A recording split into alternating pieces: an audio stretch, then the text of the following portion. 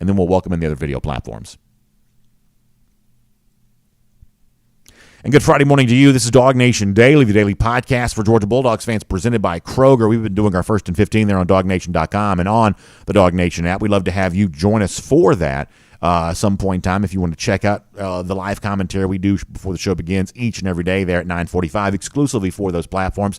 It's just a way of us to say thank you to the people who've helped make our newest platforms, DawgNation.com, the DawgNation app, such a successful launch for us. We do a little extra content for them as a way of saying thank you for that, and we'd love to invite you to be a part of that there too. So I hope you'll do that. If you're watching in video right now some of you kind of have your phone kind of somewhere else. You don't see me on your screen right now, but if you are watching on video, you notice I'm dressed just a little bit differently. Got the button-down shirt on, look a little bit more like a professional than maybe sometimes I might typically sitting here. That's for a reason.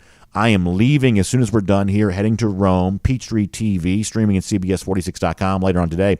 Triple header there of high school football. Really excited about doing that with our friends from Score Atlanta there. Obviously, Rusty Manziel will join me on the call. Had a great time last night watching Matt Stewart and Jeff Sintel a part of all of that. So my turn to kind of get back in the chair today with those 3 games there in Rome.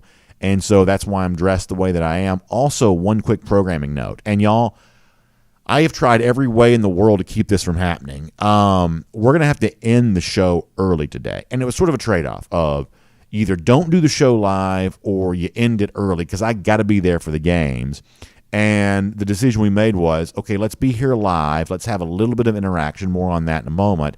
And let's just sort of tolerate the show ending just a little bit early. So we're going to do that. Do me a favor. If you know people who kind of pop in, pop out, they may show up, at a time at the bottom of this hour, near the end of the hour, heading towards 11 a.m., expecting to see us here and not see us. They're going to wonder what in the world's going on. Help us get the word out on that we are going to have to pull the plug here just a little bit early and then back Monday like we always do. But we wanted to be live today for a specific reason.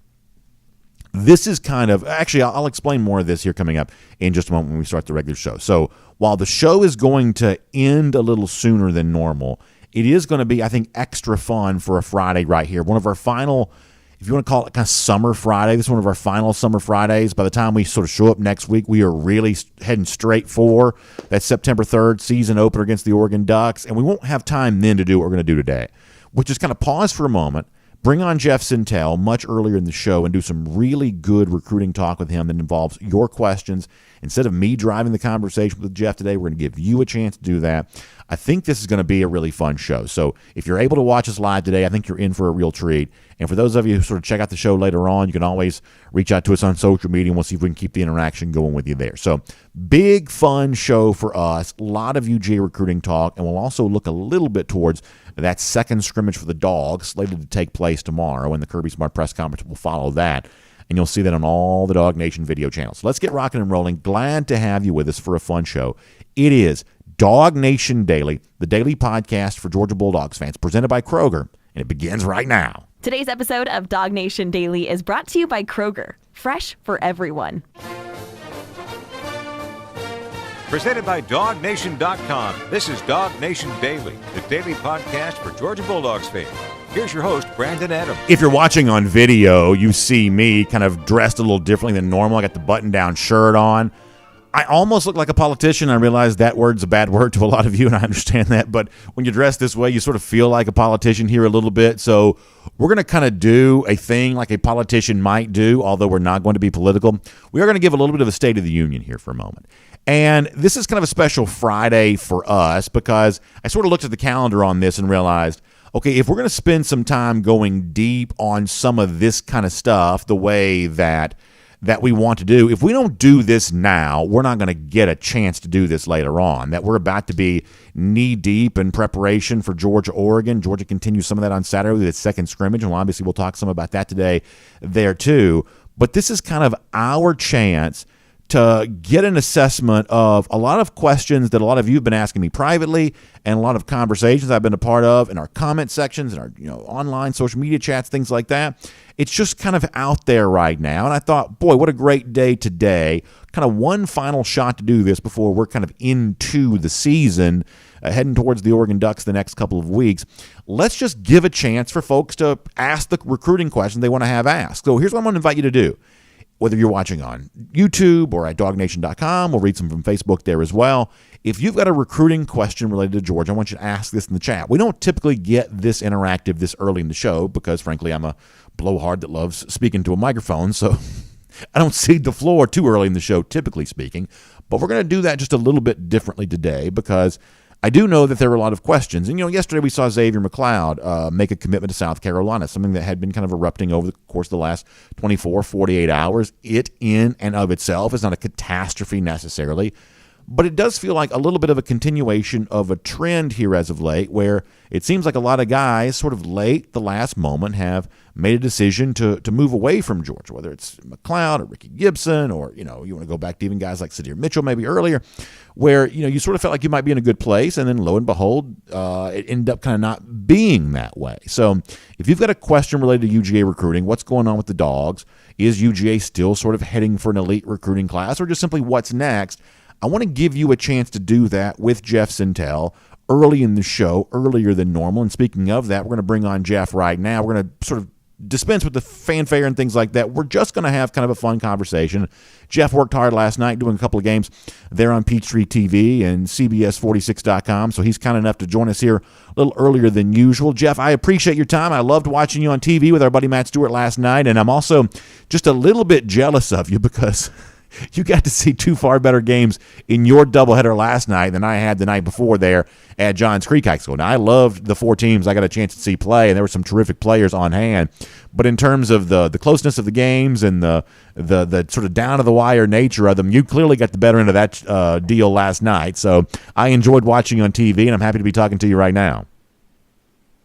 Hey, man. Happy Friday. I appreciate that. I mean, Brandon, the best part was it was just back and forth. You saw both teams weathering storms. You saw both teams just kind of fighting back. And I tell you what, that North Atlanta, North Forsyth game, if I can watch seven more, if we can call more, see more, 7 or 8 more football games like that in the next 2 months, I'm going to be happy with the start to the football season because that was thrilling. No, I think you're exactly right about that. It was a lot of fun. I'm looking forward to the triple header I have today. And then you and I get a chance to work together on Saturday, something that I think we did one time last year at Warner Robins, which was really cool. But we're going to see the Norcross-Brookwood game on Saturday. And listen, the 4 games in Mercedes-Benz Stadium are all going to be outstanding. I'm looking forward to being a fan and tuning in to watch the 2 nightcaps after I'm done, of course. But a chance to see the Alabama quarterback commit Dylan Lonergan against an entire collection of playmakers that exist currently at Norcross. Obviously, when we think about Lawson Lucky, the UGA tight end commit in particular, man, there's a lot of star power in that game that you and I get a chance to broadcast tomorrow afternoon, too.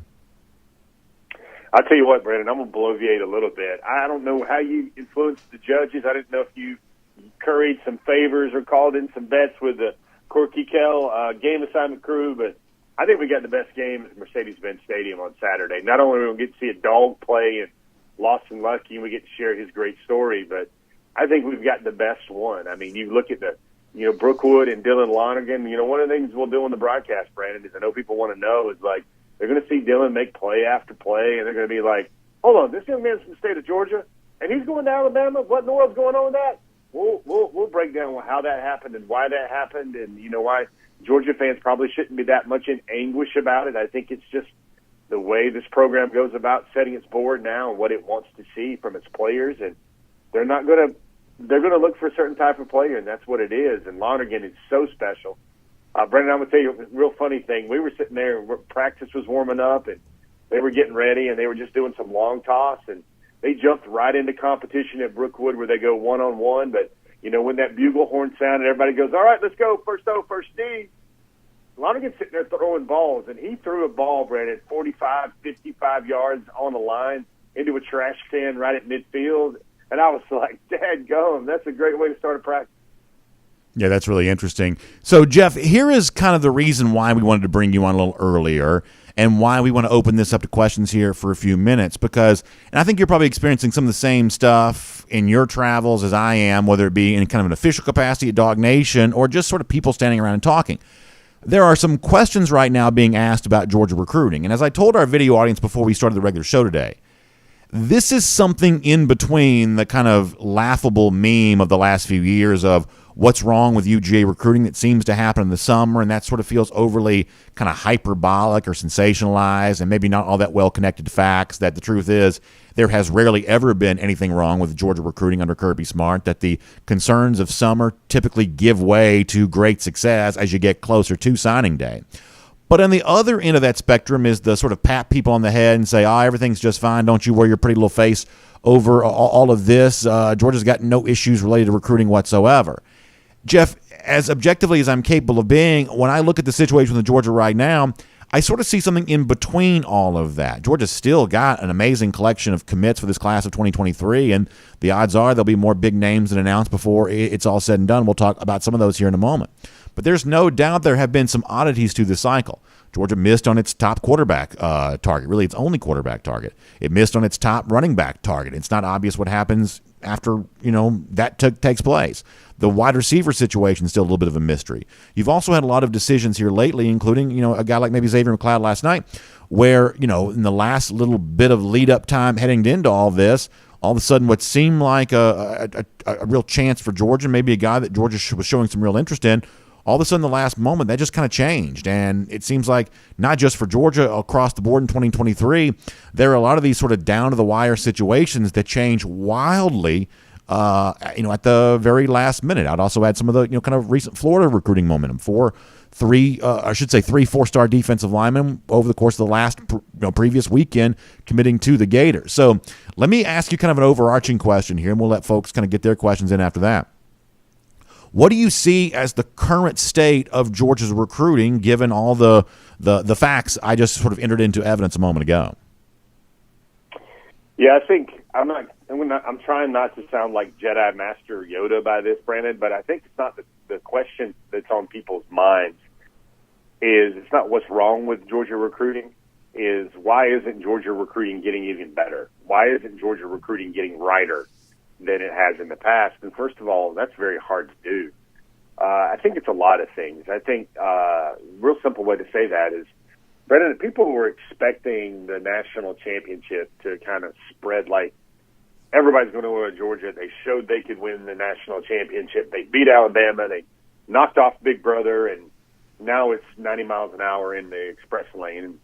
And Brendan, that's just not the way it works. Georgia went into Alabama and beat players when they were national champions.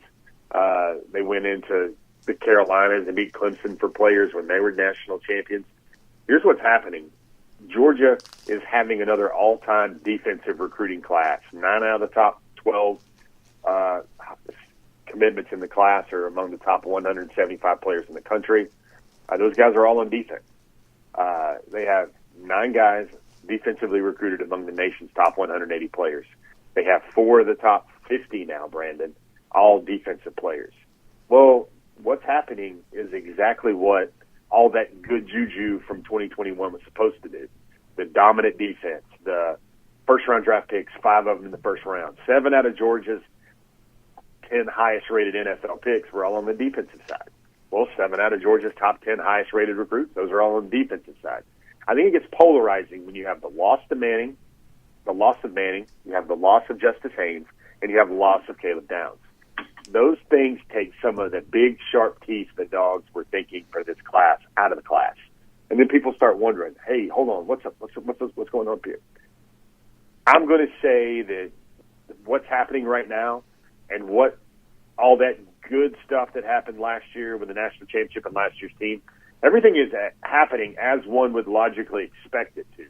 Like, one can't sit there and go, well, yeah, what all these players saw last year, all the receivers want to come play for Georgia now, right?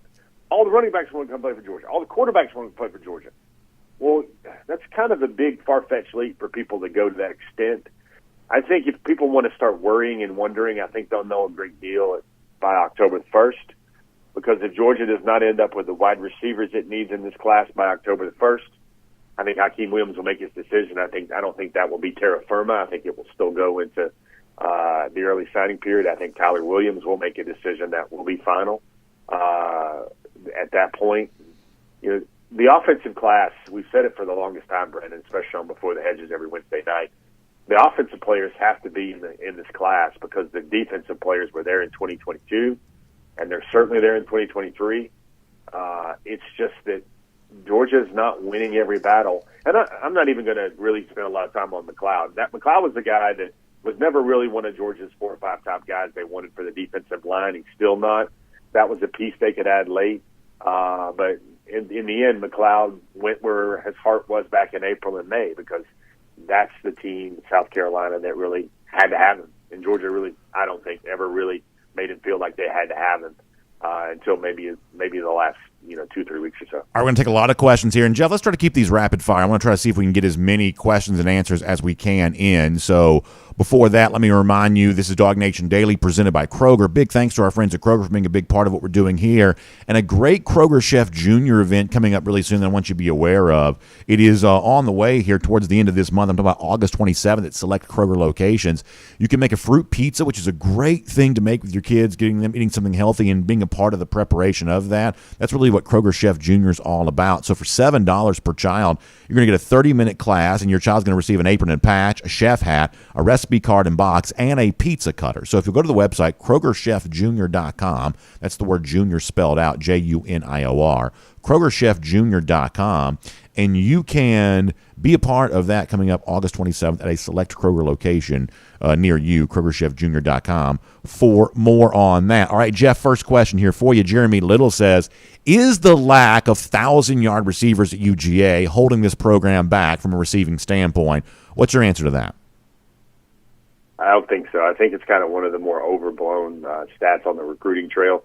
You look at a lot of programs that guys have first-round receivers. They don't have 1,000-yard seasons as well. I know Ohio State has stacked up so many receivers. It's hard for a lot of their draft picks. Same thing for Alabama to get 1,000 yards. I think it's a program milestone. I think it's a change that has to come.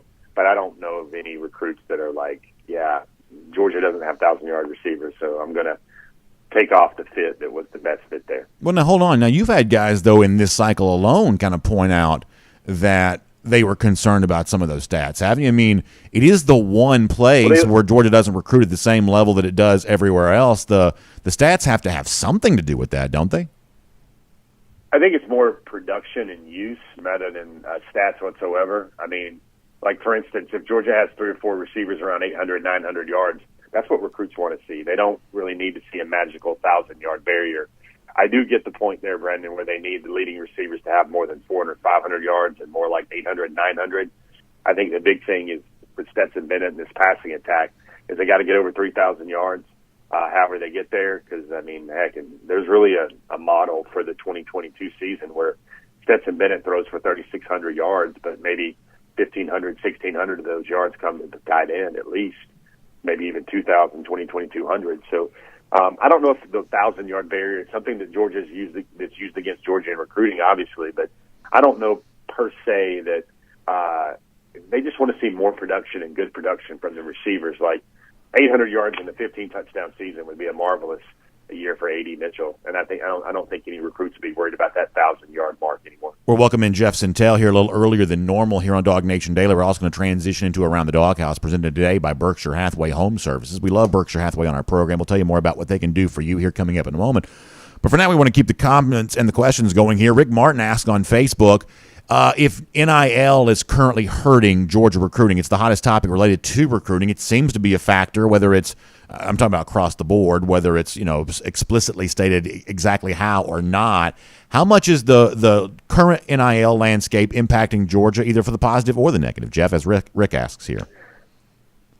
Yeah, good question, Rick. I think somebody can take some solace and take some feel faith rewarded here. Georgia's basically doing things the same way Alabama does things in terms of this. They don't use NIL as an inducement or as enticement. NIL comes to players when they're established as the guy at their position or on the football team. That's just the way that Georgia tries to go operating in this brand new NIL landscape. Same thing with Saban in Alabama. They want to let the players know that we want you to come here because you like it here, because you can win here, you can develop here, and you want to play here. And it's not because of anything else. Because once you get in somewhere else and you've got the money, but you don't like anything else about it, it creates a lot of issues, namely team chemistry, locker room issues. Like players coming in should not have better NIL deals than the players that are there making the plays and winning the games on Saturdays. I think that's the way Georgia and Alabama, other schools are trying to survive long term in this NIL area. NIL area. At DawgNation.com, Brian Whitehead says that we knew that Coach Pittman liked the big bruiser offensive lineman, and it seemed like Matt Luke went after a slightly smaller lineman with better mobility. He says, we don't know yet what Stacey Searles' identity there is. What kind of lineman is Searles recruiting, and why do we not see linemen breaking down doors to be a part of the Georgia program? So how about that across the board, Jeff, the state of the current offensive line recruiting situation? Yeah, it's two names. Hold on to both Hughley and also bring in Monroe Freeling out of South Carolina, the Charleston area. I think Stacey Searles is more of an old-school road grader type. I think you'll see that on the field with him getting bigger tackles in there. Georgia's going to be able to get a little bit more push in between the tackles, A-gap, B-gap. I think they'll run the ball a lot better. I think they'll run the ball better than Georgia has in maybe 3 or 4 seasons this fall, because they got about 4 or 5 really good guard options that I think will lend themselves to that. They're bigger than what Georgia had before, and I think, for Coach Searles, probably the specialty is to get a lot of push and run the ball. And remember how frustrating it got to be, Brandon, all those 3rd and 1s and all those 4th and 1s, and Georgia wasn't capitalizing. I think he is an antidote to a lot of those worries. All right, we got more questions for Jeff Sintel. Let me also remind you, we're Around the Doghouse, presented by Berkshire Hathaway Home Services. And you know what Berkshire Hathaway is all about. It's a full-service brokerage that provides you great service, whether you're buying or selling. You want to work on an investment property. They've got integrity. These are people that are working hard to make a satisfactory outcome for you when it comes to your home buying and selling needs. And they've been doing that across the state of Georgia for a long time. This is a organization with unparalleled resources and unparalleled commitment to giving you exactly what you want and exactly what you need, whether you're moving to a new home, or you're looking to, as I said before, add an investment property, or maybe it's time to kind of, leave the place you've been for a while and you're ready for a new chapter. When it comes to buying, when it comes to selling, when it comes to being part of the real estate process, our friends there at Berkshire Hathaway Home Services know how to get you exactly where you need to be and where you want to go next. So that's what they're all about here. They got 29 offices across our state, over 1,500 associates working hard for you each and every day. The best time for new beginnings for you is right now. So whatever your new beginning is when it comes to a real estate need, our friends at Berkshire Hathaway Home Services are right there for you. So please make sure you check them out online at bhhsgeorgia.com. That's Georgia all spelled out. bhhsgeorgia.com. And it's great to have Berkshire Hathaway Home Services and all their great real estate agents working with us here today around the Doghouse here on DawgNation Daily. And Jeff, speaking of homes and new homes, maybe a new home for the Georgia-Florida game is something that's been talked about here a little bit. DT asking at DawgNation.com about what the reality is about how much that game, having not been home and home in the past, and Kirby Smart pushing for that to be the case now. At DawgNation.com, DT wants to know what the real impact on recruiting really is when it comes to the cocktail party.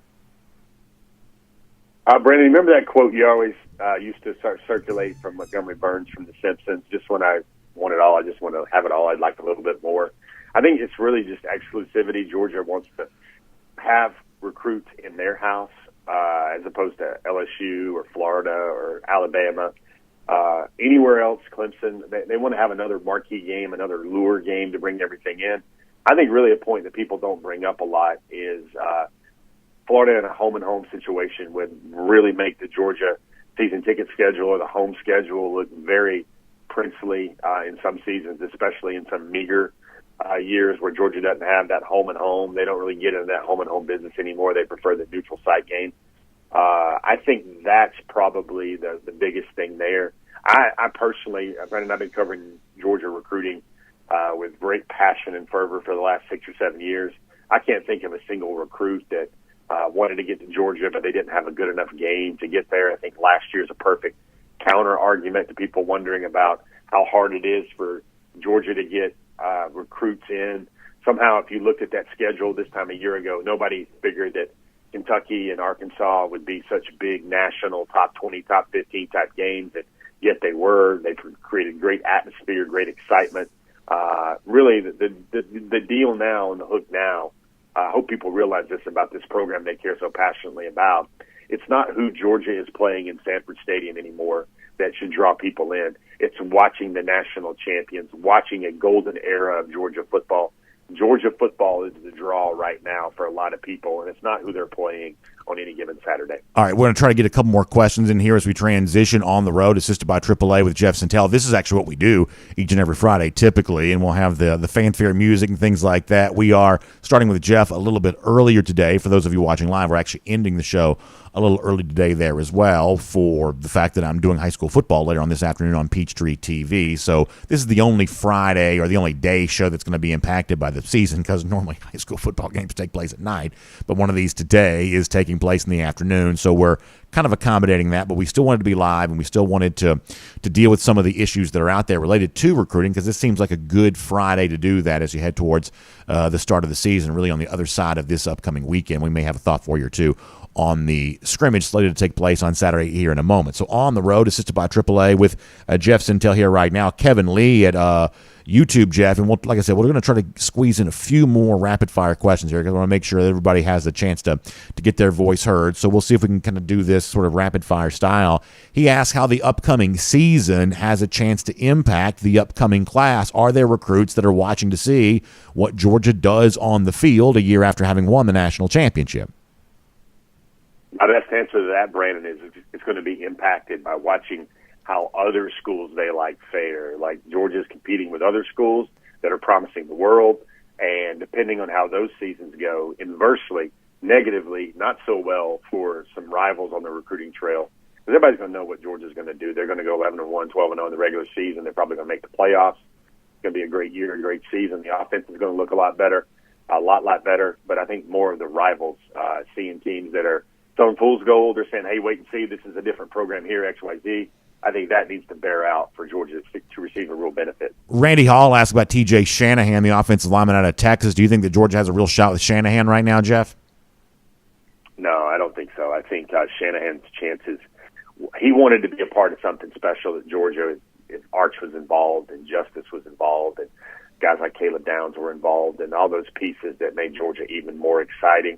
I think those are not there. It's going to be really hard for somebody to pull TJ Shanahan out of like Texas A&M, that part of the country now. Be a great get.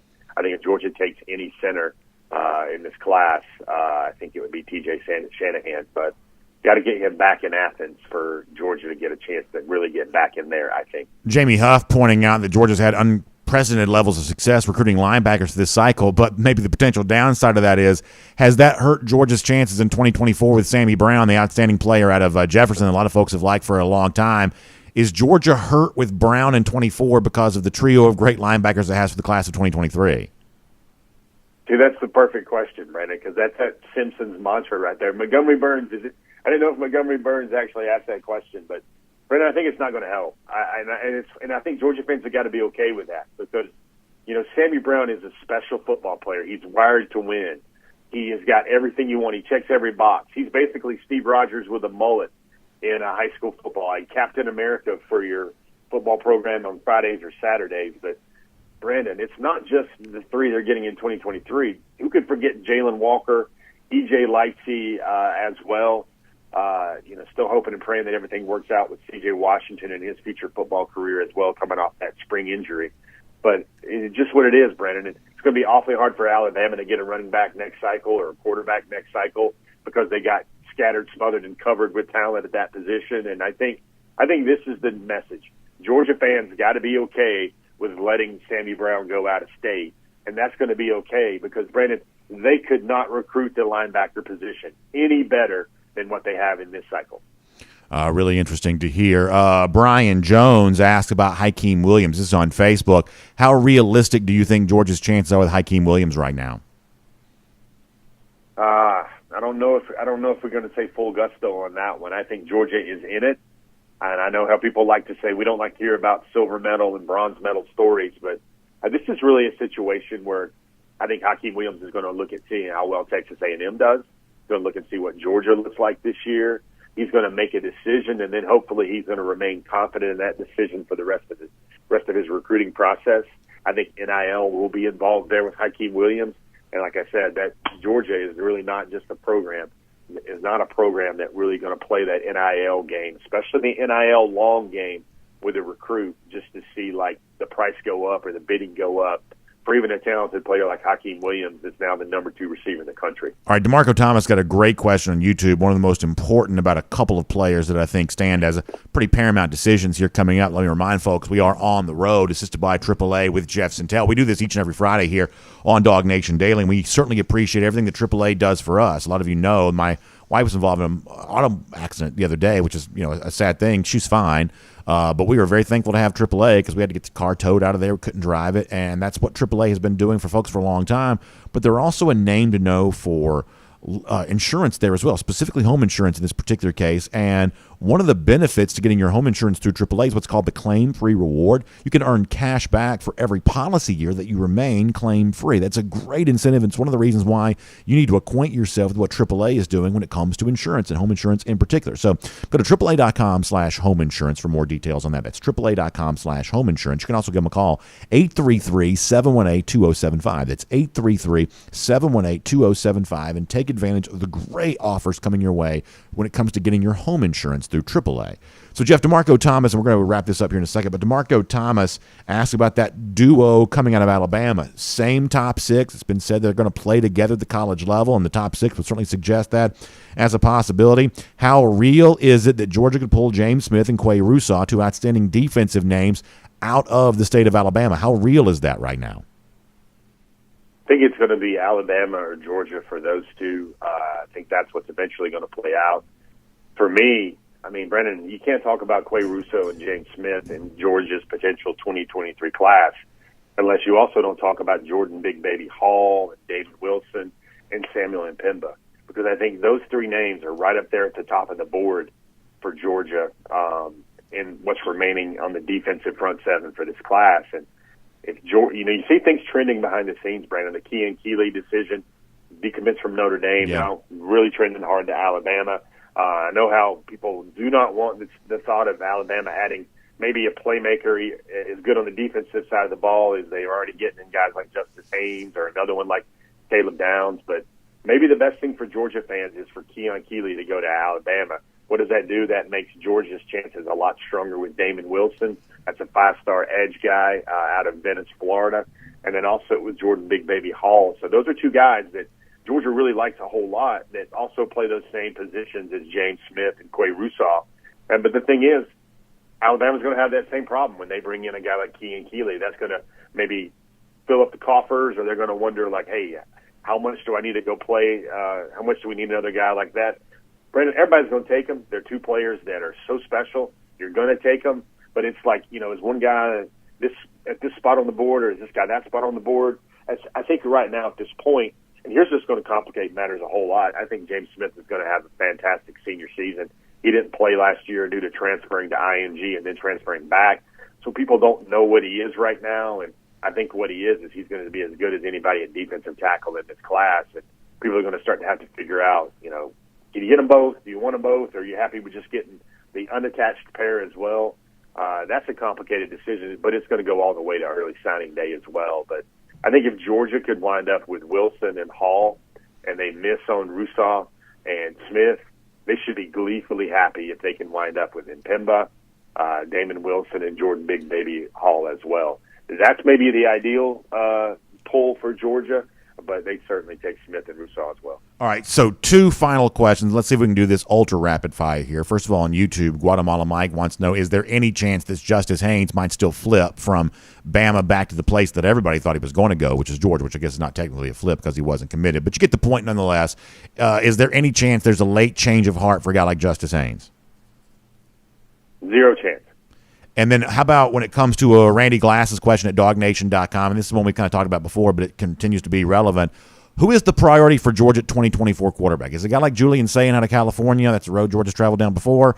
Or is it a guy like Jaden Davis out of the state of North Carolina who seems to bring a lot to the table? Davis or Sayin, what is the people's choice here? Maybe more importantly, what is Georgia's choice and priority for 2024? I'll tell you, Brandon, I think it's the one that's ready to commit the earliest. Jaden Davis will not commit during his junior season. He will not. He wants to get his process out a little bit further. I know this. Both players have been told that we're ready to take your commitment at any time.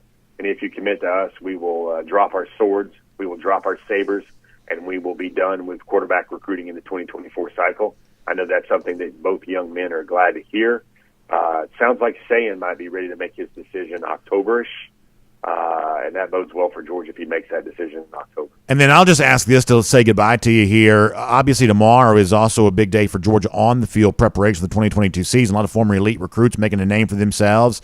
What is kind of your sort of perspective on the team right now and what you're hoping to hear? A lot of Lettermen are going to see this scrimmage tomorrow, so a lot of them will be, sharing their eyewitness account of this. But what are you hoping and think that Georgia fans should be hoping to see from what's going to take place in Sanford Stadium tomorrow? This is going to be a scrimmage where a lot of the young guys, and that's what a lot of people's buzz is centered on, these young guys are either going to reinforce or they're going to take a step forward that they're ready to be contributors. I look at the first month of the season, Brandon, and really it's kind of crucial for all the narratives that a guy like you deals with every day, because you're really going to know who Georgia's backup quarterback is by the time Georgia has played Sanford and by the time that they've also played the other non-conference opponent in the month of September as well. They got a game on September the 10th. They got a game on September 28th. By that time, you're going to know what the pecking order looks like. You're going to know how good you feel about backup quarterback. And really, Brendan, I think this weekend is a figure it out in terms of, is Malachi Starks ready? Is Andrew Paul capable of getting early snaps in September for Georgia as well, especially if there's an injury situation? Is he maybe the number 3 or number 4 right there? Is he maybe the number 3? Where's Branson Robinson at? But the big name, Brandon, I think the one that folks should really wonder about right now over the next 3 or 4 weeks is Malachi Starks going to be? Yeah. I think he's been crash coursed, and I think he's been expedited to see if Georgia can get him ready. But, Brandon, outside of Dan Jackson and Lewis Seen, you've got David Daniel as well, really talented player out of the 2021 class. But aside from all that, Malachi Starks is going to be in line to really be, hey, let's see if this young man can do it. He's really talented. I've already had some good reports coming back on, hey, he's messing up. He's getting beat. He's getting burnt. He's getting exploited. But also, B, he's also making some plays and really flying around and coming down and showing a lot of athleticism and grit and making some big plays as well. I think Georgia's ready to live with a lot of Malachi Starks' mistakes, because those are going to happen, because they like the upside so much right there. That's a guy, you see Malachi Starks on the field a lot in that Oregon game. I think he's only going to get so much better as the season goes along. All right, Jeff, great stuff. Enjoy your weekend. I'll see you on Saturday. I guess we'll enjoy our weekends together because we'll be there for Norcross Brookwood on Saturday inside Mercedes-Benz Stadium. That's going to be a lot of fun, and we'll look forward to talking to you back here on the road, assisted by AAA very soon again on DawgNation Daily. Thanks for your time. Yeah, guys, Peachtree TV, BA and Jeff in Mercedes-Benz calling a game. A Georgia commitment will be on the field. I'm telling you, folks, we think we've got the best game at the Quay on Saturday at the Mercedes-Benz Stadium. Certainly hope you guys can join us as well. Good stuff, Jeff. Thanks a lot.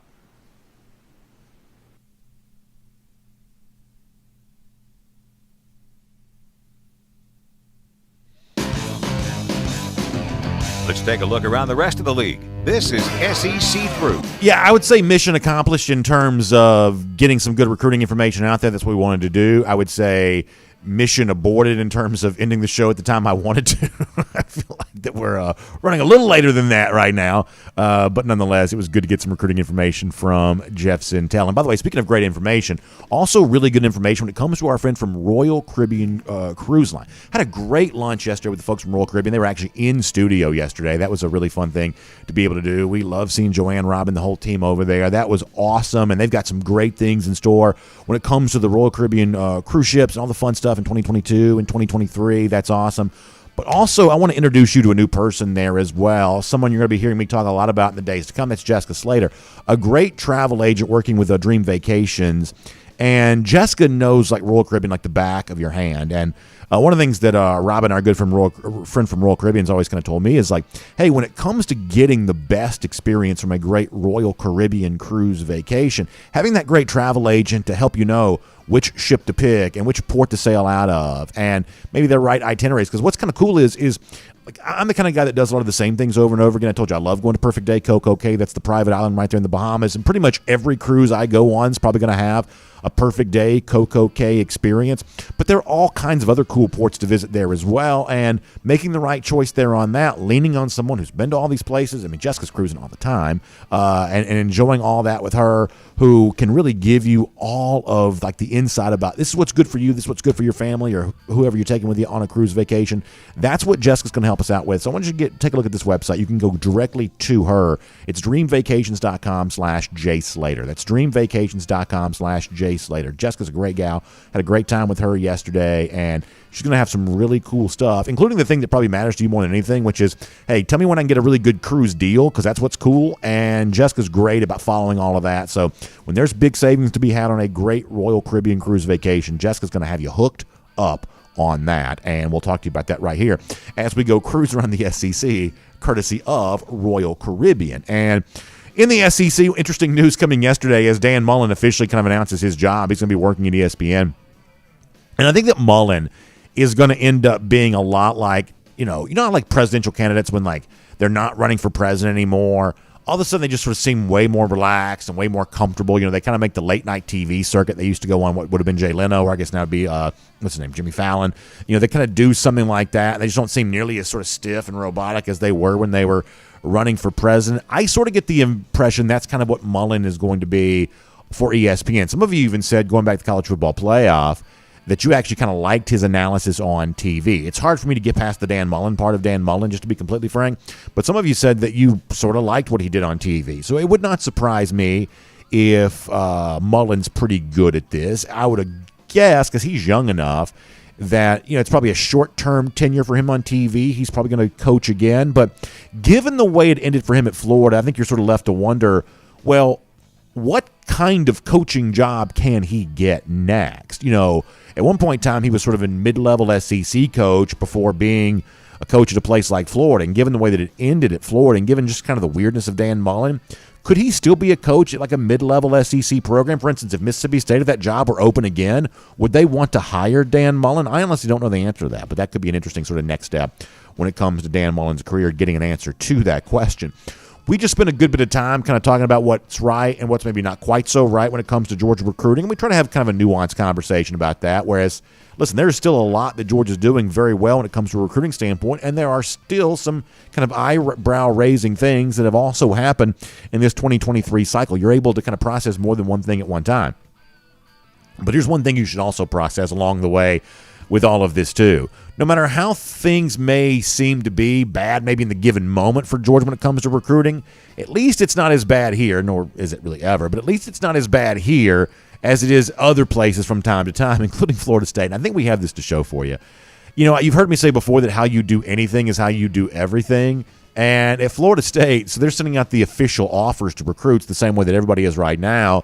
But if you're watching on video, you'll notice they've spelled the word official wrong on the official roster header. It's like in that kind of Seminole-style font there with the garnet and the kind of gold trim around that. But they've forgotten one of the I's in official. I guess there is no I in official. Or there aren't two I's in official if you come to the folks at Florida State. So a little bit of a blunder there when it comes to the Seminoles. They're kind of getting some grief for that, and it kind of probably explains why they've had a hard time winning when it comes to big-time recruits right now. Speaking of winning, there are people who think Clemson's ready to do that in a big way again here in 2023, or I should say 2022. We were thinking about the 2023 cycle. It kind of got me with that year on the brain.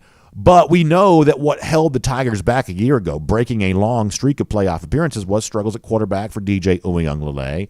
My gosh, how much has Dabo Swinney stood up to support him so far this offseason, including some media comments yesterday as well. Like, Dabo is a really big believer in Uiagalelei right now, having a much better season this year than he had a year ago. Now, I told you the other day, I think one of the things you got to give Stetson Bennett some credit for is, in virtually everybody's mind, there is a gap between Georgia and Clemson. You see Clemson number 4 in every poll. You see Georgia number 3. And as frustrating as sometimes we maybe get with the fact that everybody just sort of rubber stamps Alabama and Ohio State ahead of UGA, Georgia is also rubber stamped ahead of Clemson there too. And you can say, well, that's because how great Georgia's defense was. The truth is Clemson's defense was very good a year ago there as well. And they bring back some of those pieces that were good for them defensively. So the perceived gap that exists in comparison to Georgia and Clemson really can't be related to defense, because Clemson's also really good defensively. Now, they've lost coordinators, things like that, but Georgia lost coordinator. Like, the one big difference that Georgia seems to have in comparison to Clemson. And the one reason why that Georgia has been kind of vouched for in a way that Clemson hasn't, we think points to quarterback. That Stetson Bennett, despite being a much lower-rated recruit than DJ Uiagalelei, simply had a much better season. So if you want to kind of zero in on Bennett's value to Georgia, the perception of how Georgia compares to Clemson, I think, is evidence that you would kind of point to related to that. Now, you say, well, what if Dabo ends up being right about all these things he's saying about Uiagalelei? Well, maybe at that point all of this changes. But this is where I have to be very honest. As a Georgia fan, sometimes I get a little nervous when Kirby Smart starts praising somebody too much, especially a guy that struggled a little bit. I don't know why I do this. This is probably just my sort of weirdly wired brain. But if Smart gets too complimentary sometimes, I think he must be trying to really build up a guy's confidence. And I'm left to assume, gosh, if Kirby's patting him on the back that much, he must be really struggling to practice. He must really feel like he needs to get a boost. And that's dumb. That's probably not even the right way to look at stuff like that. But admittedly, I do think that way because we know that when a guy's doing pretty well, Kirby's always pretty quick to say, well, you got to get his weight under control or whatever thing he does to sort of tack on to a compliment. He never wants to compliment anybody too much. And sometimes when he starts getting effusive in praise, you start to wonder, oh, gosh, things must be really bad if Kirby's boosting him up this much. And there's a part of me that kind of looks at Dabo talking about DJ that way. It's like if Dabo's spending the entire offseason just heaping praise on him, he must really feel the need to build up his confidence. So maybe we'll find out what that's all about as the season gets ready to get here. But nonetheless, that's been kind of interesting. And then finally, there's this, and some of y'all shared this with me. Our Big Cat from over at Barstool had some fun with this and everybody else. So CBS tweeted yesterday, in honor of the new Big Ten media rights deal that's been signed, that the game's going to be on Fox and NBC and CBS. And now you know what that means, that the longtime TV theme that we think of with the SEC moving now over to the Big Ten. CBS kind of tweeted that yesterday, and everybody's kind of fired up about that, about, you know, just how awful it seems that the music that's been made famous by the SEC is now in the hands of the Big Ten. And Big Cat at Barstool, you know, he kind of took the idea of just how bad some of these Big Ten football games are, which is obviously very funny. And I've told y'all I'm a little worried about this. I'm an SEC homer. Don't pretend to be anything but that. I'm a huge SEC homer. I don't care about the money because the money doesn't end up in my pocket. So how much money the SEC gets paid for its TV rights deal is like the least interesting thing to me in the world. And how much money the Big Ten gets for its TV rights deal is the least interesting thing to me in the world because none of that money is landing in my pocket. So I'm not interested in that whatsoever. But in terms of the quality of fan experience, I just think the Big Ten's got better networks. I think NBC does a pretty good job of sports. Now, you can, you know, have different opinions about other things related to NBC, but when it comes to sports, I think they do a pretty good job. I think they make Sunday Night Football feel big. Honestly, I think they do a pretty good job with Notre Dame football. They make that feel like a pretty big broadcast, and that's not always easy to do, you know, given the level of athlete that sometimes, you know, trolling around for the Irish on the field. I think the Fox does a pretty good job. The big noon ratings for Fox, once again, I don't necessarily care about that, but just the overall feel of college football on Fox is pretty big. CBS, I think, does the SEC really well. The theme song is a part of that. And as we kind of move into an arms race, a cold war of sorts between the SEC and the Big Ten, who's making what money is of no concern to me. But who's got the better overall package around them, that does impact me as a fan, and I do think the Big Ten's got a better TV situation in place. And I think ESPN just simply has to step up its game. Now, there are some folks at ESPN we really like. Tom Hart, Cole Kubelik, Jordan Rogers, they do a good job on the SEC network. I'll call them out by name here. And there are others there as well. I think College Game Day is still a fine show. But overall, I think ESPN just got to step up its game. It's just got to feel bigger. It's got to stop feeling so cable-y. And it's got to compete with what the SEC is up against, which is a three-headed monster of networks, Fox, NBC, CBS, producing the Big Ten product. Money, take care of itself, and if it ends up in my wallet, then I'll start to talk about it. But until it does, that's somebody else's business. But the actual product we see on the field or we see, you know, on the TV screens, that's what matters. And I think the SEC is up against it a little bit with the TV networks the Big Ten is partnered with for right now. We'll make that cruising around the SEC courtesy of Royal Caribbean. And here on Fridays, one of the things we love doing on DawgNation Daily is celebrating the start of the weekend. Now, listen, I have no weekend this weekend. Wouldn't want it any other way, but I'm working 3 games today, 1 game Saturday. So if I have any weekend whatsoever, it's not going to start till Sunday afternoon. That doesn't last very long, as you know. But a lot of you enjoying a great weekend. Of course, that's how we celebrate things here, wrapping it up on a week for us with the big finish presented by the Finish Long Drink. And I always live vicariously through some of y'all who are always having such great fun and you're showing off yourself, whether it be in the mountains or on the lake or at the beach, the golf course, whatever else. And our presentation here for the Big Finish, another example of that. Ray Turner checking in from the beach. Now, if you're listening on the podcast, the radio, how about this? He's got the Finish long drink can. He's got the traditional, the blue can with the grapefruit flavor. He's got the National Champions koozie working there, the hand-stitched. I mean, that's good-looking stuff from Ray Turner. He says, get at your boy B.A. Listen, I wish I was right there with him on the beach, enjoying that. Look at that beautiful sky in the background. That's where I want to be pretty much every day. So if I had my way, I would be here for the studio for the show, for the games, and then other than that, I'd be sitting right there where Ray is, on a beach somewhere, on a cruise ship somewhere, enjoying some Finish long drink. That is what I would be doing. So good stuff from Ray. Glad to see him having a good time. That's our Big Finish presented by the Finish long drink. Now, also for some of you this weekend, some of the fun for you also related to getting some bets down on some games, preseason football, Major League Baseball. Obviously, you bet the Braves the last few days. You'd be looking pretty good with all of that, and you're getting ready for football season there as well. And that's where our friends at MyBookie come in on all this. So make sure you check out MyBookie online, the website mybookie.ag. That's the website, mybookie.ag.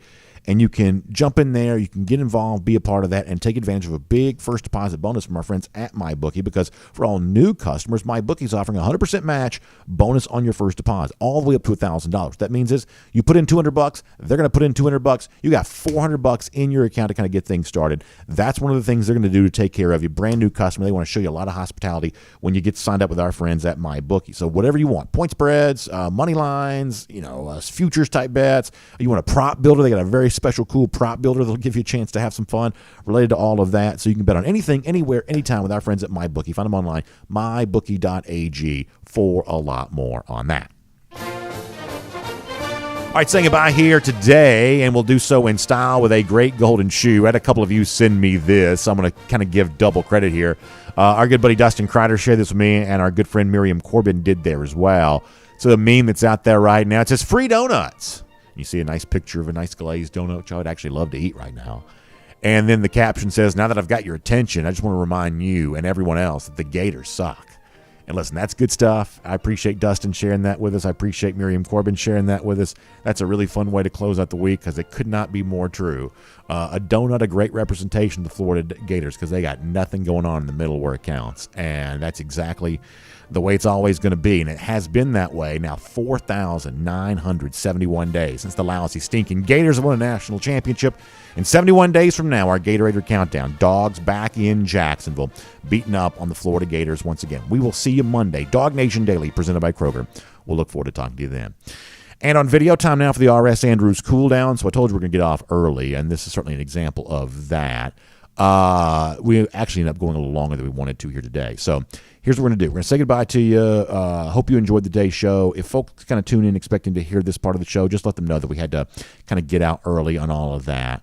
But we'll look forward to seeing you back here on Monday. Y'all check out the AJC online, ajc.com. Other high school action across the state. AJC's got a good preview for you on all that.